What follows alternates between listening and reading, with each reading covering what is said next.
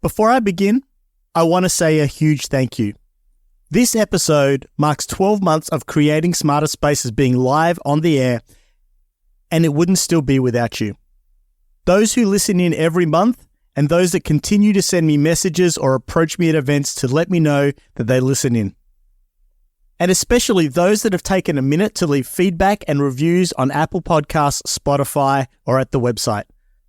You continue to let me know that I'm delivering value to you and what you want to hear more about.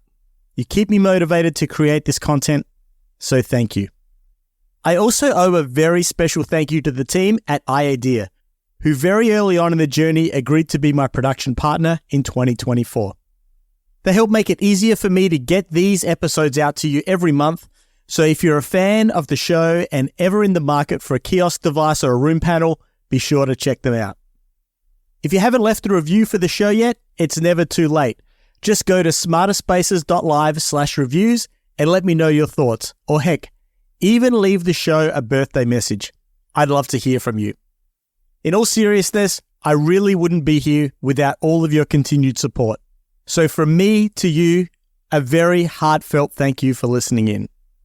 Now, to kick off year 2 of creating Smarter Spaces, I thought it only appropriate to talk about one of my favorite workplace topics, room and desk check-in.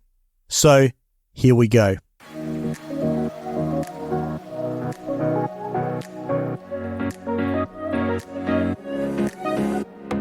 Deploying a room or desk booking system to help consolidate space or just make your office run that little bit smoother?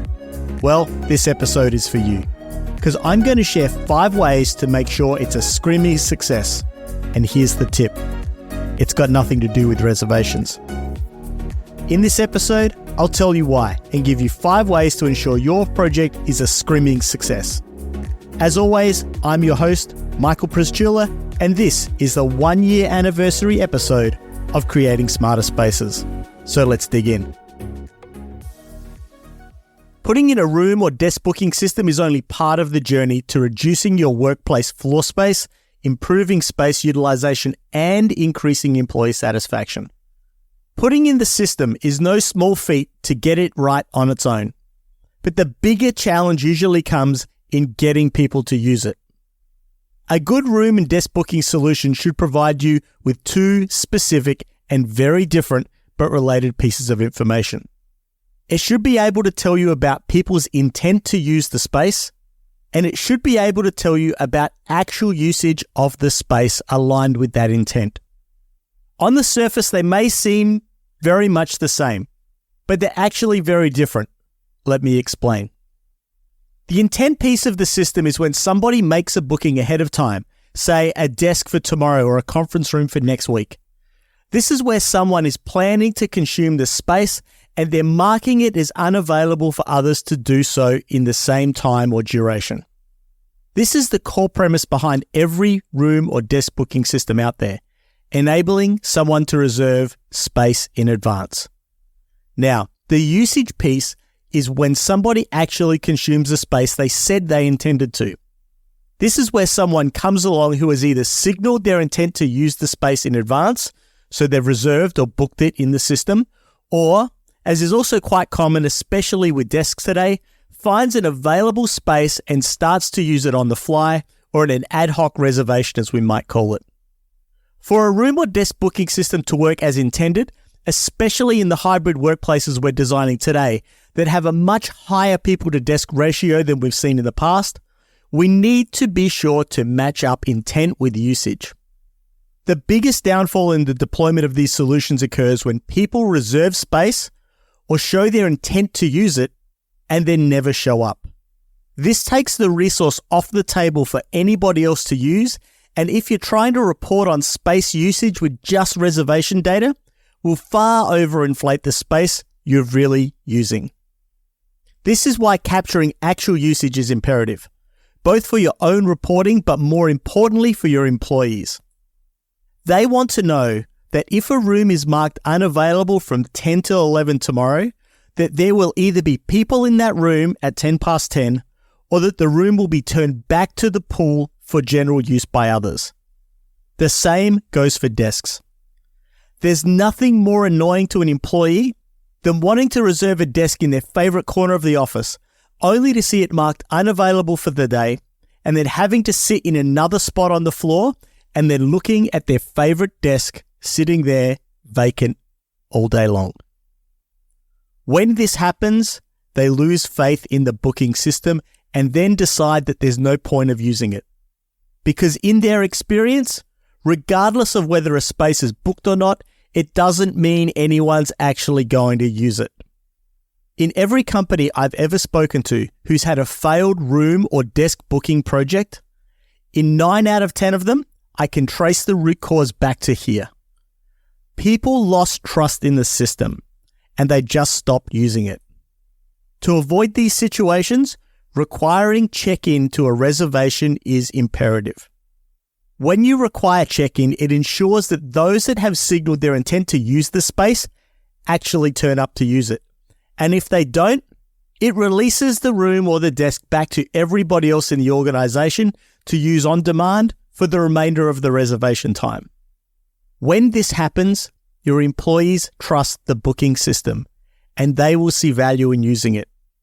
So how do we make this check-in process work most efficiently without the employee having to go out of their way to log into a booking system on their notebooks to manually check themselves into the desk or the room when they arrive?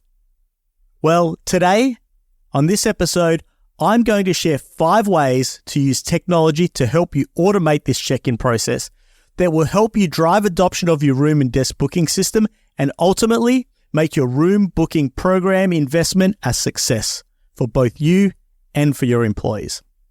So to kick it off, I'll start with the solution with the lowest barrier to deployment: QR codes. If there's one piece of technology that went mainstream more than Zoom during the pandemic, it was the QR code. Even if you were a retiree and you never used Zoom, you sure as heck have now used a QR code. For better or worse, they're everywhere and everyone now knows how to use them. QR codes are cheap to create and can be as easy to deploy as printing out a code and sticking it on the desk with some clear tape. Of course, you can also get super fancy and etch them out on some plastic with a 3D printer and stick them onto the desk or at the room entrance with some adhesive. The QR code method is pretty straightforward. When someone comes up to the desk or the meeting room, they scan the QR code on their mobile device and it gives them the option to check into the space right there on their screen. This method also typically works on demand to check into a vacant, unreserved space, as well as to confirm you've arrived to use a space you've already reserved in advance. There are some pros and cons here. On the positive side, QR codes are usually the cheapest way to deploy check-in functionality that doesn't require the person to get on their laptop, go to the booking system and manually check in, which, if you've ever tried to deploy using this method, people just won't do. On the downside, however, it often requires the employee to have their mobile device enrolled in the corporate mobile device management program, and this can also hinder adoption. It also still requires the employee to actually do something. Now, if you're familiar with my opinion that in order to get an employee to do anything in the workplace, there needs to be something in it for them. This can still be a bit of a challenge, especially if you don't auto-release a no-show in the system. That's why incorporating some business rules into the booking system that auto-release the space back to the general pool if somebody doesn't check in within a set period after the start time is imperative as well. It gives the employees that little carrot on the end of the stick to make sure they're doing the right thing. On the downside, however, in some companies, this type of check-in method can be seen by employees as a personal tracking mechanism. I've seen this cause issues with workers' councils in Europe or even with individuals that view this as an invasion of privacy, regardless of whether you use it for this purpose or not.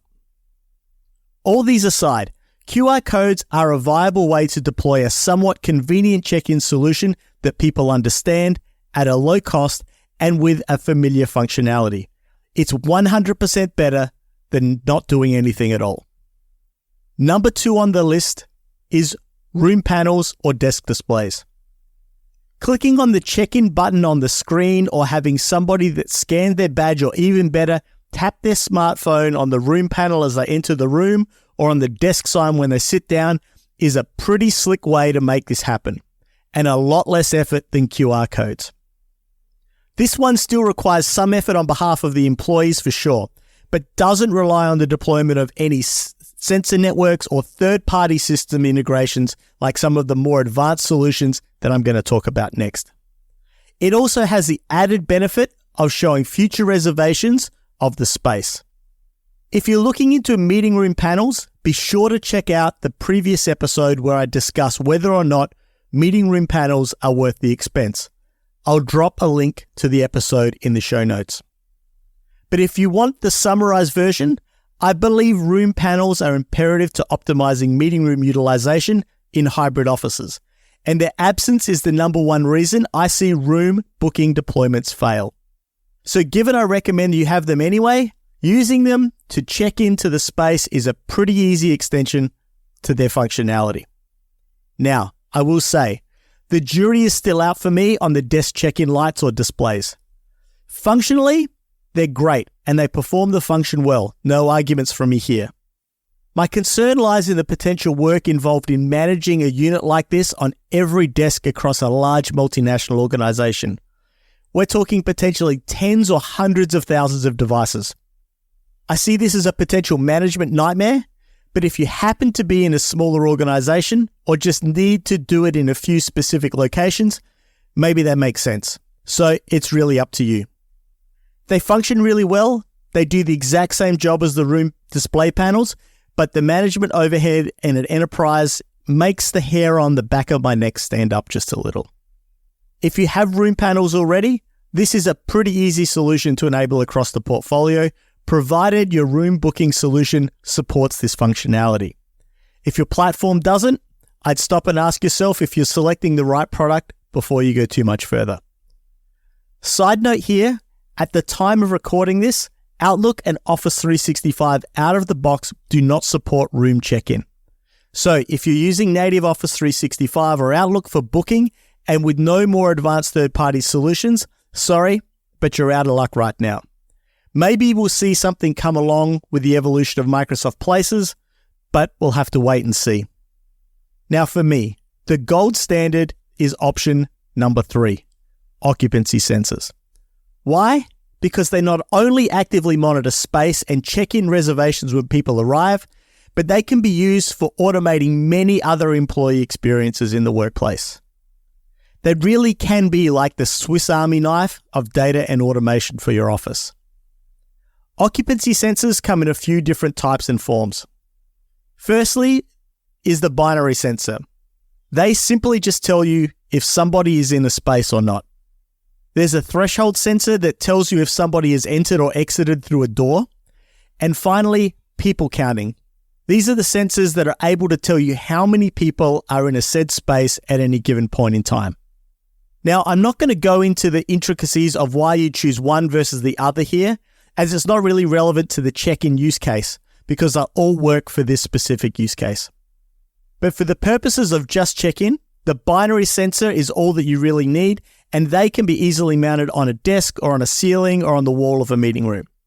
However, while this is my gold standard, it's not an approach I typically recommend for the sole use case of room or desk check-in, due to the complexity of this versus all of the other options that are available. If you are deploying occupancy sensors in your workplace for other use cases, like occupancy monitoring, then extending the use case for automating check-in and check-out are the icing on the cake. This is where a more detailed discussion on all of the sensor types and use cases comes into play, as some sensors aren't responsive enough to make this specific use case work well. To make the occupancy sensor approach work in most organizations, you'll need an array of different hardware and some third-party middleware to make all of this happen between the sensor network and the booking system too. But don't worry, there's professionals out there that can help take all of the complexity away and get you exactly what you need. If you need help or a bit of guidance, you can just reach out to me, smarterspaces.live/connect. It's where you can always find me. Having said this, there are some standalone solutions about to hit the market that integrate the sensors directly with the room panels, remove a bunch of the complexity and the third-party middleware requirements. I'm excited to see these, as I believe it will take away a lot of the complexity to solve for this one use case, especially when it comes to rooms. If you want to know more about this, be sure to subscribe to the mailing list at smarterspaces.live, and you'll be one of the first to know when this type of functionality hits the streets. Cost and complexity aside, occupancy sensors are my favorite method for check-in, as it doesn't require the person entering the room or sitting at the desk to do anything. It's also completely anonymous, and it not only lets you know when the person got there, but also when they left. There's a number of different ways you can make all of this happen, and there's usually some business rules you need to develop around the automation. I find this is the most definitive way to deploy check-in capabilities with the highest level of accuracy and lowest level of employee involvement. It's a very elegant solution, employees think it's pretty slick, and it really makes your workplace feel extra smart. As I said before, however, it is the most complex and costly if you're doing it just for this use case alone. But if you have a broader smart workplace program underway that can use the same sensors with occupancy monitoring, this is the perfect add-on use case to help bolster the bigger business case. More recent entrants to the space, and number 4 on the list, is video conferencing systems. Utilizing software platforms such as Cisco Spaces and PolyLens, you can now get signals from your room camera equipment when people enter and exit the room, regardless of whether you're in a video conference or not. You can then use this to trigger check-in and potentially check-out processes just like you can with occupancy sensors. Now, this does not work out of the box, and like the occupancy sensor scenario, it generally requires you to have third-party data layer to integrate these systems and your room booking systems together. It operates in very similar way to the occupancy sensor approach, but leverages the video systems that are typically already in place in meeting rooms and avoids you having to deploy extra sensor hardware into those spaces. It's also a great way to get a whole lot of data from across your office portfolio in the shortest amount of time from scratch. However, it is limited to the rooms you have the video tech in and the models of the tech that supports what is relatively new functionality in the hardware as I record this episode in June 2024. Given this technology relies on the optical lens in the room camera, it usually is only useful for meeting rooms. For a complete solution to address the whole portfolio, you'll generally want to incorporate this approach with one of the others I've described, especially when it comes to desks. So it's not perfect on its own, but it can certainly fast-track a portfolio-wide deployment and reduce your overall costs when it comes to rooms. Now finally, number 5. And number 5 is desk docking stations.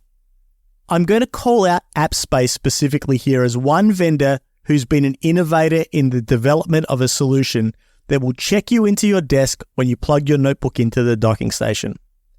I like the seamlessness of this approach, but it's limited to desks and you do need some of their software deployed on your device for it to work.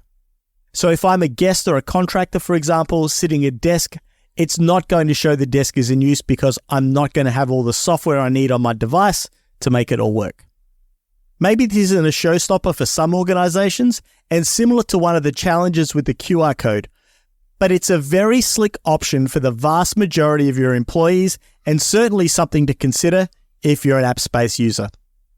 I actually heard about some really innovative deployments of this solution that even go as far as disabling all of the power to the desk until the person who actually reserved the space docks their machine. It's certainly a way to ensure everyone who uses the desk has reserved it and cuts out all the standby energy use, which, if you've got a large portfolio, can really add up. I'm not sure it's a solution for everyone, but I like how they've thought a little bit more out of the box about what they can automate and how they can save energy. So, that's my top 5 ways to automate room and desk check-in. QR codes, room and desk panels, occupancy sensors, AV equipment, and docking stations. As I said at the start of the episode, getting the software in place for room or desk booking is just the first step. Getting people to use the system every day is the end game. Else, You've just wasted a bunch of money to install a system no one will use and upset your employees all at the same time. This is why I'm the biggest fan and have seen the most success when automating and integration is used to make check-in and check-out a totally automated process on the employee's behalf with a sensor-centric approach. Yes, it's more work and more cost, but I believe you get a wider set of benefits beyond just room and desk check-in and a more reliable solution for your employees. This is a bigger business case for sure, but a higher ROI if you put it to work in the right way. If you don't have a budget or an appetite for sensors, I've given you 4 other ways to provide almost the same thing. Leveraging your AV gear, and at the very least, a room booking panel would be my minimum viable recommendations. I've said this in my prior episodes, and you'll hear me say it whenever I talk about room and desk booking. Building employees' trust in the room and desk booking system is the key to your success. They need to be able to trust the information the system is showing them is accurate. If the system says a room is unavailable or a desk is occupied, that needs to be the case. If employees can't trust what the system tells them, they'll stop using it and your investment goes right down the drain. Whatever way you choose to go, ease of use and reliability of the solution together with the accuracy of the data that drives it will be key to your success. There's never a one-size-fits-all solution in an enterprise, and looking for opportunities to take advantage of systems or technologies you already have in place, like video conferencing systems, will help you reduce both the cost and time to deploy this functionality across your portfolio. If you need help or you're after some advice, you can always reach me via smarterspaces.live/connect. That will take you directly to my LinkedIn page where you can connect with me and send me a message. I'd be happy to talk through your scenario and see what might make the most sense for you. You can also contact me on email via the mailing list on the website. This episode was once again produced with the great support from iIdea. If you haven't checked them out yet, they designed some of the most innovative room booking panels and kiosk displays on the market that enable you to do exactly what I've talked about in this episode. How do I know? Well, I use their product every time I go into the office to find an open meeting space, to check into it, and make it mine for the rest of the day that I'm there to visit with my team. They've been an innovator in this space for more than 23 years with enterprise-grade management tools capable of managing many thousands of units deployed in some of the world's largest portfolios. They have native support for leading room reservation platforms and also have built-in capabilities to support HID badges as well as Apple Wallet and Android digital credentials. So you can just tap your badge or your phone and check in or out of your favorite space. If you haven't already, go check them out at www.iadea.com and be sure to tell them that you heard about them on Creating Smarter Spaces. Before you go, don't forget to check out the back catalogue of episodes. They're available right here in the podcast player you're using, or you can get them on the website at smarterspaces.live.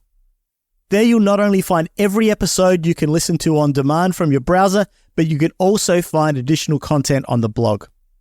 You can also now join the mailing list, where every Wednesday I'll be sharing more information on topics related to what we talk about here on the show, as well as other interesting things I come across or discover that are usually too small for a full episode. So go check it out. Leave some feedback, read some articles, and join the list if you want to hear even more about how we can create smarter spaces together. So that's a wrap on today's episode. But before we leave today, just a reminder, I make this podcast for you. So if it's something you like and feel others would too, please consider leaving a review on your podcast platform of choice or share it with a colleague or friend. Not sure how to? Not a problem. Just point them to smarterspaces.live/listen and all the options will be available right there. As always, one final disclaimer, all views and opinions I share on this podcast are my own and may not necessarily be those of my employer. I trust you've enjoyed today's topic and I hope you'll tune in for another episode soon. This is where real estate, facilities management, and technology converge. This is Creating Smarter Spaces.